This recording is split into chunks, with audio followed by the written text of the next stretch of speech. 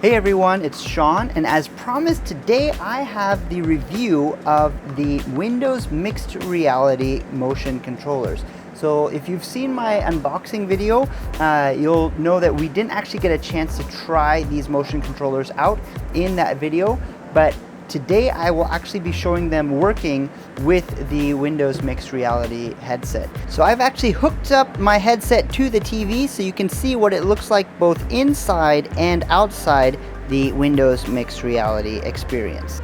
To turn on the controllers, you need to press and hold this Windows button right here, and you'll see that the lights turn on. Now the lights are a way for the Windows Mixed Reality headset to be able to see it. If I were to cover these lights, let's say by putting them in a bag, now all of a sudden the Windows Mixed Reality can't see it anymore. So even though I'm moving the controller, you can see that the controller itself doesn't move. Now rotation still moves, so I can still rotate it around and it'll be able to detect rotation. But it's not until the lights are revealed that now you can see that it starts to move around.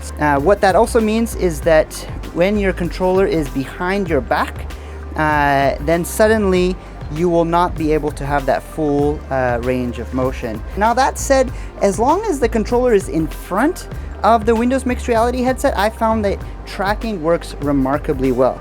Now if I focus on the TV for just a second, you'll see that it actually, there's a little white dot where it detects my touch on the touchpad. So the touchpad itself has buttons up, down, left, right. Now you can see a beam coming out of my controller.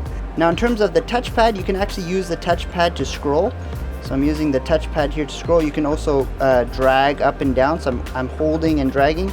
So there's many different ways for you to actually interact with content that you're seeing. It also has the ability to move around, so you can see I can actually teleport somewhere. Let's go teleport over here by the chair. I can actually move around if I need to. So let's go teleport right over there, move right over here, teleport there. Okay, so you've got the ability to navigate around. There's this little menu button right here, which at the moment doesn't do anything in the home screen.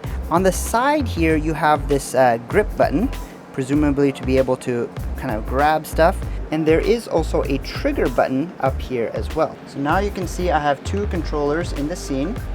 So I can use, for both controllers, I can use them both to navigate around.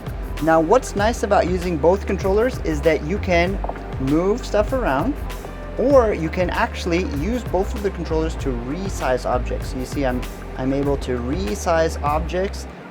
I'm also able to rotate them all around as needed, make them smaller, place, rotate, and resize. All right, so you can do quite a bit with two controllers. I can look up here at Windows. You see here holograms. So again, both of these controllers need to be visible in front of your headset in order to be 100% useful. Even when they're hidden away from sight, you can still point around and stuff. You just can't move around too much, but that's okay. Considering there's no setup required, no external sensors, everything that is sensing the position of these controllers is both within the controllers themselves and also from the cameras of your headset. That's pretty remarkable for me. I much prefer not having to set anything up. Now in terms of build quality, these controllers are very, very light. I wouldn't necessarily describe them as being premium or having a very expensive feel. They bend a tad, not a big deal, but it makes me think that I should be careful with these. I probably shouldn't whack them around and maybe hit them against the wall, or as I might damage them. I do like the placement of the buttons, although as Nima said in my last video, they're probably not in the most ergonomic form. They definitely don't match the comfort of holding something like an Xbox controller. So when you're holding both of these in your hands, it took me a little bit of time to get used to the positions of all the buttons. That said, there are many buttons. These are clickable, these are clickable. There's both touch and buttons on the side, so I feel like there's a lot of potential for app developers to really utilize all these buttons and really extend what these controllers can do. In the short term, I would consider these controllers to be something like a stylus for a PDA, for those of you who remember what those are. They were necessary at the time, but really touch was the way to go once that was perfected for phone screens.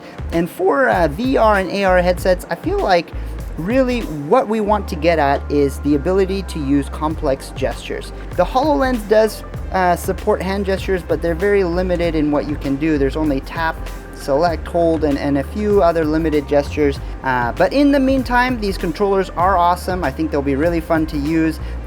For example, if you're in a game, to use them as weapons or as swords, or if you're in an application, to use it as an art tool or to use it as an engineering tool. I think these definitely get the job done. So there you go. That was my review of the mixed reality motion controllers.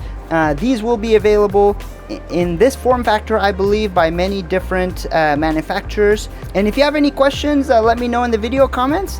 Thank you very much for watching. By the way, in case you were wondering, this is a giant 4K TV that I use as a monitor. I've been using it for about a year now with both my Surface as well as my desktop PC, and it is fantastic. If you'd like to know more about using a 4K TV as a monitor with your Surface, do check my video description.